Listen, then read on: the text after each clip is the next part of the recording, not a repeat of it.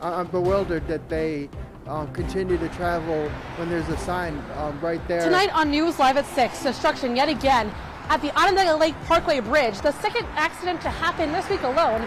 I'll have what you need to know coming up. Plus, Student Association voting closes tonight. The latest details on this year's race. And Trump's historic indictment yesterday causing sparks to fly right here in central New York and across the nation. Talking Points analyst Luke Radel will join us to discuss what to expect in the coming days. All that and more, Citrus TV News Live at 6 starts right now. This is Citrus TV News Live at 6, your campus news leader. For the second time this week, another truck has hit the Onondaga Lake Parkway Railroad Bridge. Good evening and welcome into News Live at 6. I'm Ashley Wenskoski. And I'm Teagan Brown. Footage captured by Citrus TV earlier today shows the truck on the side of the road. Debris scattered across the highway as sheriff deputies closed the parkway into Liverpool. We have the latest tonight on this truck accident. Our Citrus TV reporter Nicole Aponte is live at the scene of the crash. Nicole, good evening. Well, Ashley, it was a much different scene here at Onondaga Lake Parkway. In fact, just a few hours ago, these two lanes traveling eastbound, they were completely closed off after 27-year-old truck driver Trayvon Sneed hit this bridge traveling over the speed limit with his truck full of cigarettes. And we're told that his truck, it was actually 13 feet and 5 inches tall, which is much higher than the clearance stated on this bridge behind me. And it's the third accident to happen in the past 2 weeks alone. And the residents we spoke with today, well, they're fed up. Another truck strikes again. I saw the signs 24A, 24B, commercial vehicles take 24B. It couldn't be more clear. I would think the truck drivers would know the height of their truck. I don't know why they think they can get under that bridge. It's the second time in just 2 days a commercial vehicle hit the infamous Onondaga Parkway Bridge. Local truck driver Richard Brabant believes this keeps happening because of younger drivers. How many signs do you need to put up? They're not reading the signs, okay? They don't have the experience. Do they know how tall their truck is? Residents in shock. There has been no green light from local and state leaders to fix the problem. I guess they have tried. They've put up signage. They've, keep coming up, but it's people from out of state or out of town that are driving and they're not expecting it. The sheriff's office tells Citrus TV that every solution has been thought of. Putting more signage up, lowering the road, or even raising the bridge that trains travel on daily. CSX would be in charge of that, and I don't believe CSX really has any interest in raising that bridge. Crews cleaned up yet another mess that probably won't be the last. Nicole, have there been any charges yet?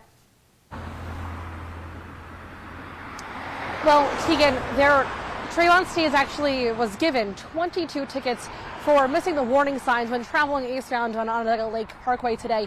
But back in 2010, the sheriff's office tells us that a tour bus was traveling down this highway, struck this bridge, and killed 4 people. Now, the sheriff's office is worried that if nothing is done in the near future, well, more accidents like this can turn deadly. Reporting in Liverpool tonight, Nicole Aponte, Citrus TV News. Guys.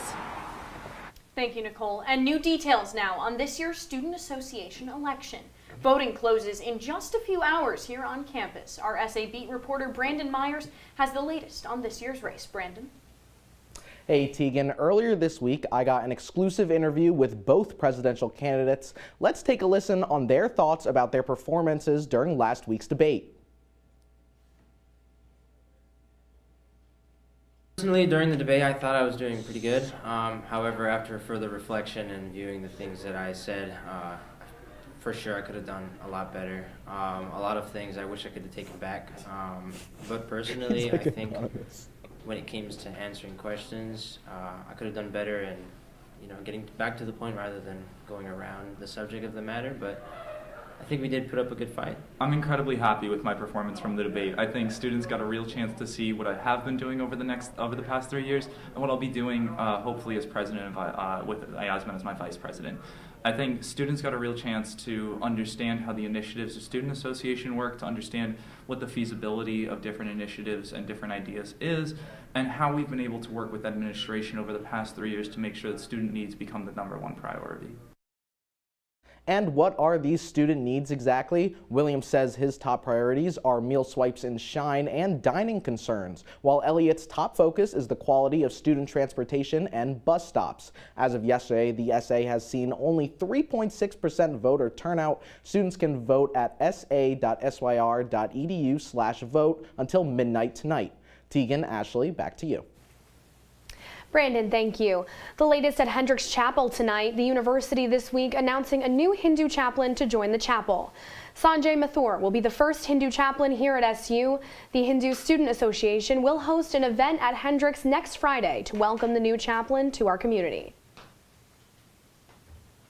The Women in Leadership Initiative is launching its second cohort experience and calling for applications to join. The cohort says its professional development opportunity will foster self-discovery in work while enhancing personal and professional leadership strengths. They'll also provide enhanced knowledge of university governance, explore career options in higher education, and help participants attain success on or off campus. Nominations will be accepted through April 21st. A Syracuse University tradition, the annual Chancellor's Review. The event this morning welcomed Chancellor Kent Suverud and the Army and Air Force ROTC programs. The groups conducted a drill and ceremony to be assessed under pass and review by the Chancellor. This is the university's 106th year performing the annual ceremony.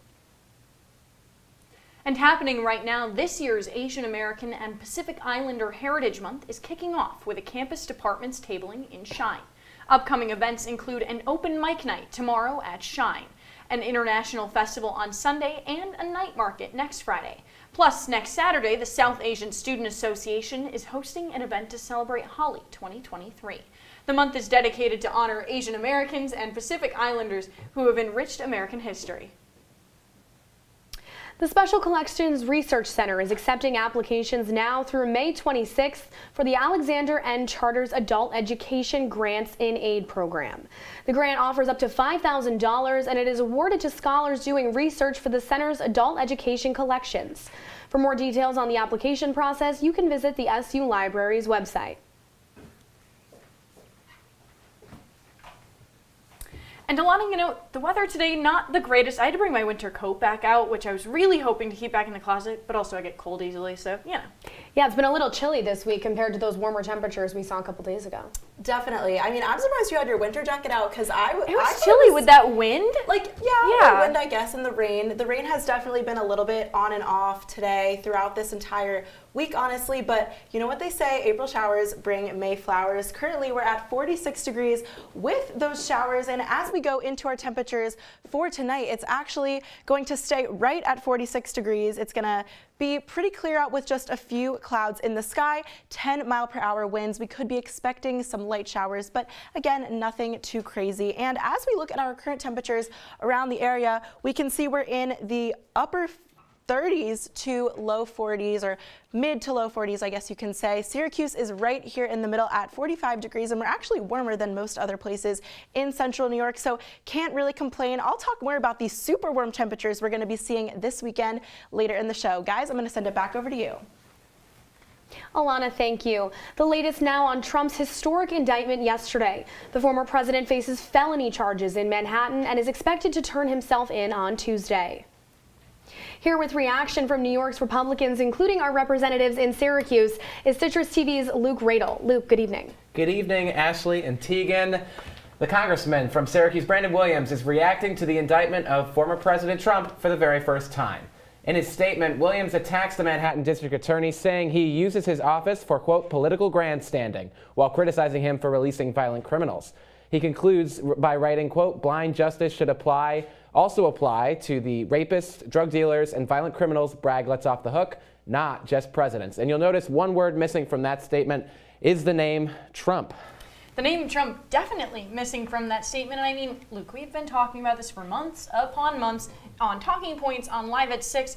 Why exactly do you think Trump's name is not in that statement? Yeah, well, Congressman Williams has a very complicated relationship with the former president. He is running in a district that voted for President Biden, but also he says that he is a supporter of President Trump. Here's Congressman Williams talking about his relationship with the former president. I voted for Donald Trump twice, and I don't have regrets about doing that. But at the same time, I've never met him. I've never spoken with him, and I've never been to a Trump event. Walking a very fine line between supporting Trump and also distancing himself a little bit from the former president. We've seen this with a lot of these New York Republicans who have won in toss-up seats or Biden-favored seats, like Congressman Mark Molinaro, Congressman Mike Lawler, who either released statements today not mentioning Trump by name or just completely ignored the indictment, as opposed to people like Congresswoman Elise Stefanik, Congresswoman Claudia Tenney, who are in much more Trump-heavy districts, who went full bore, went out supporting President Trump, saying that he's being persecuted, saying that the president is innocent, and we've seen that kind of contrast as it goes across the state. It really all depends on how your district is composed, if it's more heavily conservative, more heavily Republican, or more of a toss-up seat. Luke, thank you so much for your analysis. We'll be sure to keep a close eye on the indictment as the news develops. Absolutely. And still ahead on News Live at 6, Onondaga County Health Department today reporting a drastic uptick in drug overdoses in just the past 48 hours. The latest data when we come back. You're watching Citrus TV News Live at 6, your campus news leader.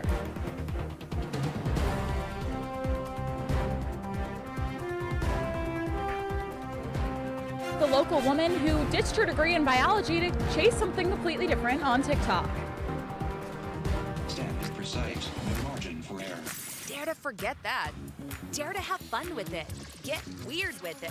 Dare to send those old STEM theories flying past the neighbor's house into outer space. Dare to program something internet-breaking, record-breaking. Dare to blow their minds. Dare to learn the difference between sedimentary and metamorphic rock. Go find those rocks. Dare to keep daring. Dare to STEM. Check out She Can STEM to get started.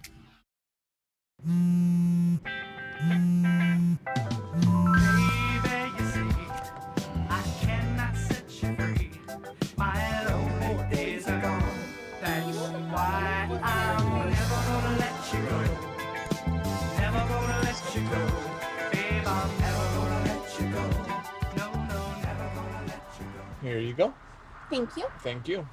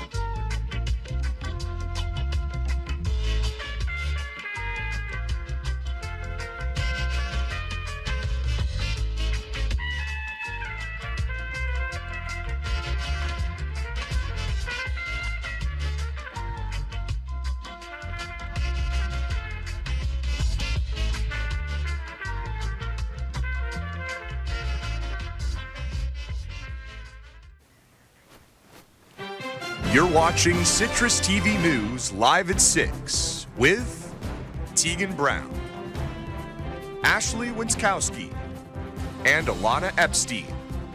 Now, your campus news leader continues. Welcome back to News Live at 6. Many people use their biology degrees to join the medical field, but one local woman is using it for something a little bit different. Citrus TV reporter Nicole LaFiandra is live at the corner of James Street and South Collingwood Avenue with the story. Nicole, good evening. Thanks, guys. Yeah, today I spoke with a woman in a local business who used her cellular and molecular biology degree to be able to tell her customers exactly what kind of cheese they would like.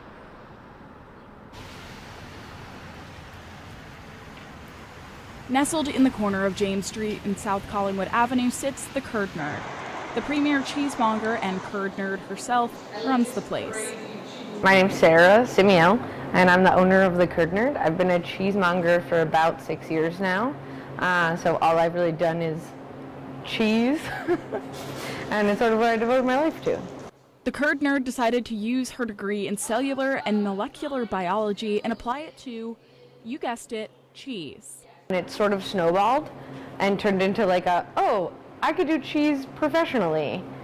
And that's when she told her parents. I called home, told my parents I was not going to take my MCAT, and that I was applying to jobs in cheese. So Sarah opened the Curd Nerd and shortly thereafter created a TikTok of her simply doing her job. I sort of started doing TikTok as a joke because I was like, who is going to watch my TikTok and who's going to actually like come into the shop because they see my TikTok? And the answer is a lot of people, and it sort of snowballed from like, I made a couple videos that like no one really saw, and then I made like a couple videos that a couple 100,000 people saw, and all of a sudden I had like almost 100,000 followers of people who just watch me do my job on the internet. Especially recently, the joke has turned to profits. I'm very grateful for TikTok. Honestly, I would say a large portion of our customer base found us because of TikTok. For Sarah, nothing can get cheddar than this. Sarah's just one in a trend of business owners ditching their career paths entirely for something completely different on TikTok. She says it was the best decision she could have made for her business. Nicole LaFiandra, NCC News. You. New details now on a shocking report from the Onondaga County Health Department. Reports say 40 suspected drug overdoses occurred in a 48-hour period between yesterday and today. The overdoses happened on Syracuse's north and west side, as well as in Liverpool and Brewerton. The data does not confirm whether these overdoses were fatal. The health department strongly recommends any drug users to have Narcan available. Trump's historic indictment is sparking reactions from both sides here in central New York. We mentioned the Brandon Williams statement earlier in this show. Williams suggested Trump is being targeted for political purposes by the Democratic DA.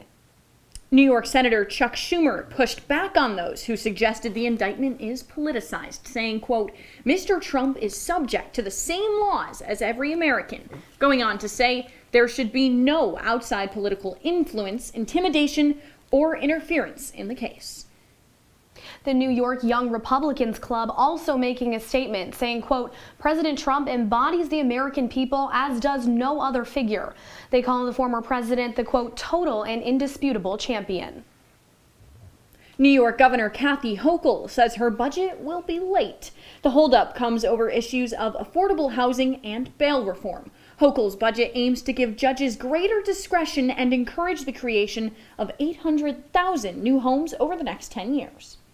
Late budgets aren't uncommon in New York. Hochul's budget last year was approved 9 days late. It's still unclear how late this year's will be, but the governor told New York Radio she's not rushing to meet the deadline. But as I've said all along, it's not about a race to a deadline. It's about a race to getting the right results. And we are working on getting the right results to deliver for New Yorkers. Well, guys, Central New York is going to be getting pretty warm this week. I'll give you your full forecast for the first week of April when we come back. They call me Maxie, but I prefer tripod. I was your above-average four-legged homie and then wham-bam minivan. Some people pity me. Now that's lame. I still run, fetch, and swim. And the ladies love me. I'm the ultimate wingman. Just don't ask me to high five.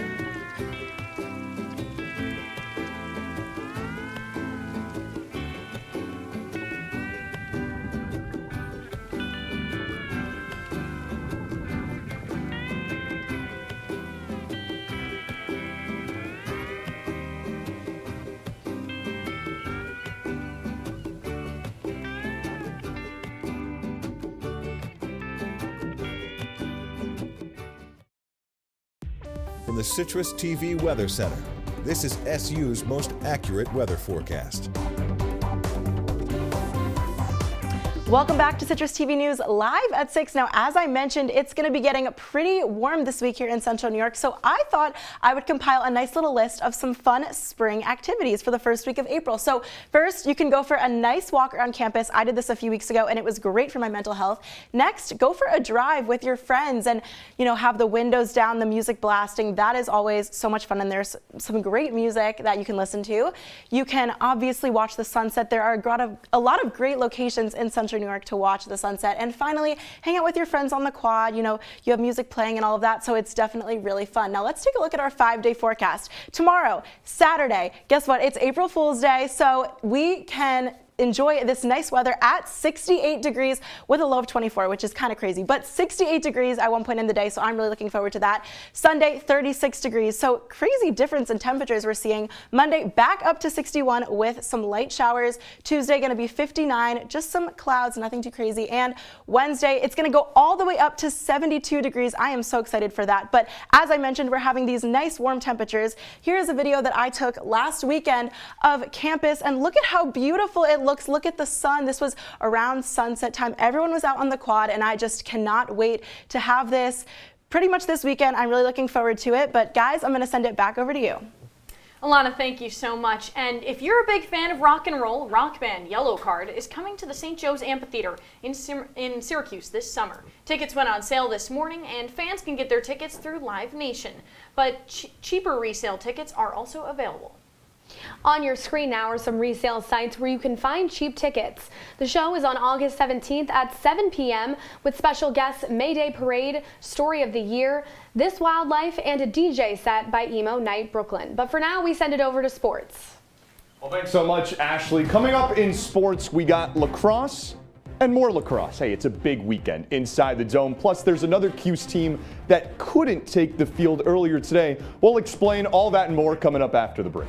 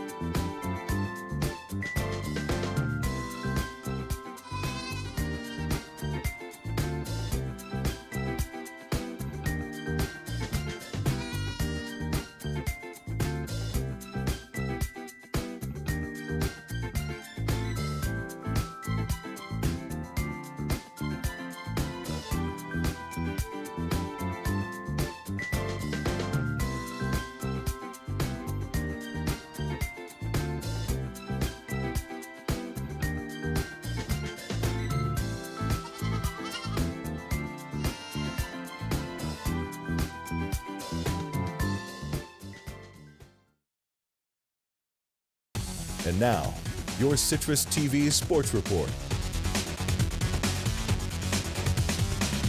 Well, I'll tell you what, battles don't get much bigger than this. Syracuse men's lacrosse welcomes in the #3 team in the nation. Women's lacrosse looking to stay undefeated, keep that record perfect. All that and more coming up on sports. I'm Zach Letson.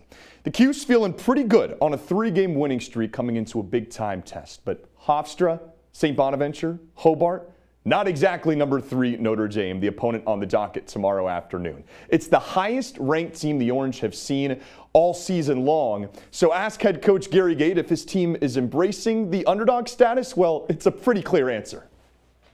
We are an underdog, so yeah, absolutely. I don't think anybody will be picking us to win this game, but we're doing everything we can in our power to try and get that upset.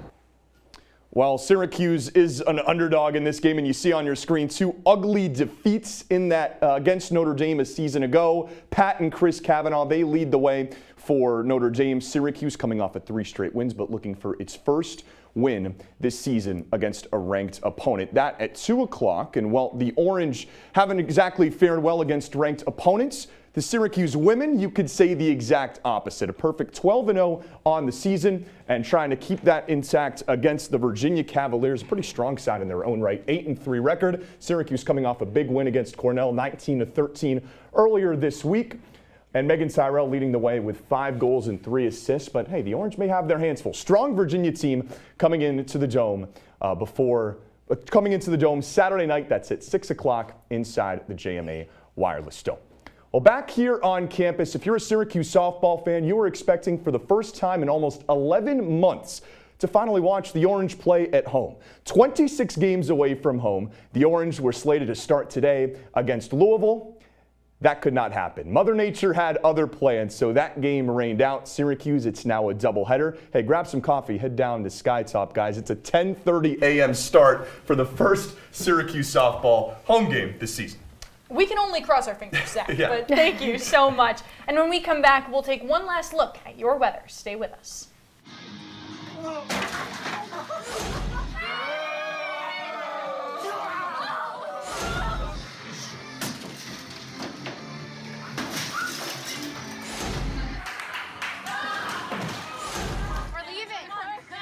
Most party fouls are pretty dumb.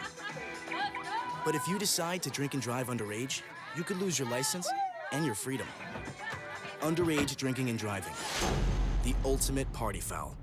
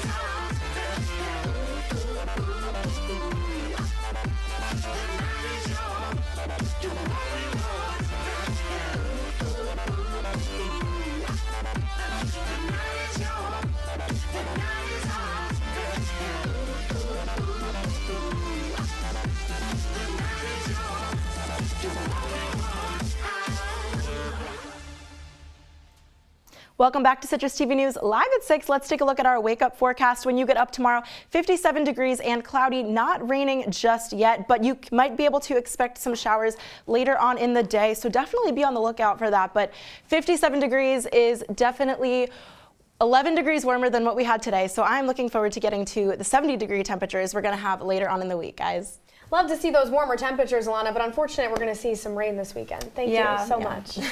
As I'm sure many people know, upstate New Yorkers have unmatched local food pride, and the latest USA Today's Favorite City Food Festival contest is putting upstate New York on the map. Not a surprise at all. And that's right, readers voted, and the #1 city festival worth traveling for in the entire country is the Taste of Buffalo Festival. That's right. They beat top contenders like Dallas, Nashville, and Houston. I gotta say, I'm not super surprised. Buffalo wings, how can you outvote that? You can't. That is true. Taste of Buffalo is great. I've been a couple times. Have Really? you ever been? No, I've never been. I've lived in Syracuse my whole life. Didn't even know it existed until today.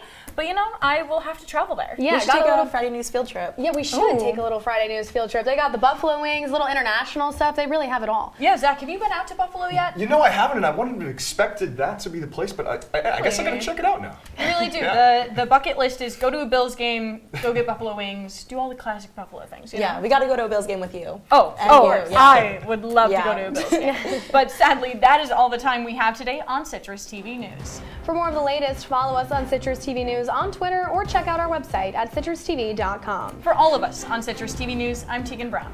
And I'm Ashley Wenskoski. Have a good night, Syracuse.